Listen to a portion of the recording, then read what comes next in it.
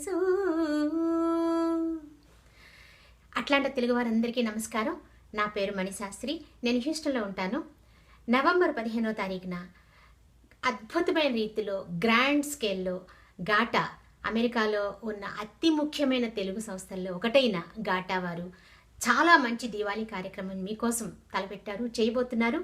మరి అందులో ఎన్నో రకాల కార్యక్రమాలు ఉన్నాయి. పాటలు, డాన్సులు, నాటకాలు ఎన్నో ఉన్నాయి. వాటిల్లో మేము కూడా పాటలు పాడి మిమ్మల్ని అందరినీ అలరించి ఆనందింపజేయాలనే ఆశతో మీ ఊరికి వస్తున్నాము. నవంబర్ 15వ తారీఖున గాటవారి దీవాళీ ఫంక్షన్లో కలుసుకుందాం. తప్పకుండా మీరందరూ వస్తారు కదా. నమస్కారం.